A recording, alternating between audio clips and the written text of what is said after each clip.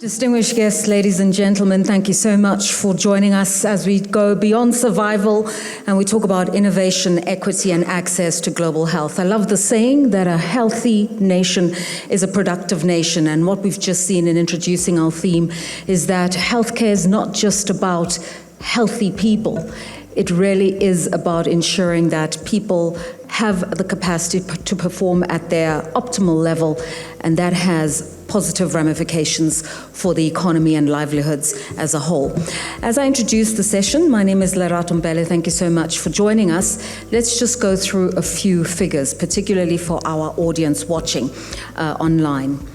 So globally, spending on healthcare and its various facets and aspects stands at 10.3%, which technically means healthcare generates around $9 trillion to economic activity across the world. So it is huge, a great multiplier.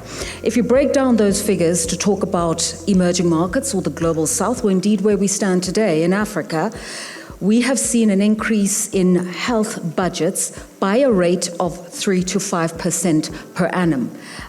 It's still very low in terms of the demand, but we are seeing a change in mindset, policy, and the deployment of capital, and I think that's very, very positive. These countries of emerging markets in the global south, they carry, as you know, the highest burden of disease.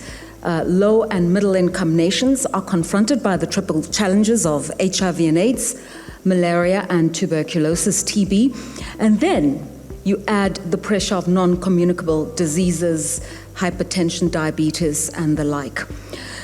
Now, all of this reality is playing itself out in an era where we've seen steady decreases in overseas development assistance, and in particular, contributions towards health programs. And so if we are to talk about solutions that empower nations of low and middle income economies, that help to build resilience in global south economies, and that help citizens of these nations to contribute productively towards their economies, then we do need to have a few interventions. Some of them, different financial models for healthcare and policy and spending, difficult decisions at this juncture around the deployment of capital and expenditure, some trade-offs, unfortunately, but also at a macro level, manufacturing of affordable medicines, big pharma. In terms of advocacy and raising awareness, we could resort to the use of indigenous languages and really using community fora to help with advocacy that promotes healthier lifestyles. Definitely incentives are needed for research and development and an ecosystem of innovation that matters. We need to boost the capacity of primary healthcare. The World Health Organization recently said that there is going to be a significant decline in human capital by way of the retention of doctors and nurses in public healthcare over the next decade. And so that also should be worrying. And so incentivizing nurses and doctors to stay in public healthcare and making public healthcare facilities just work more efficiently, whether through the digitalization of records, telemedicine, those are all things we need to consider.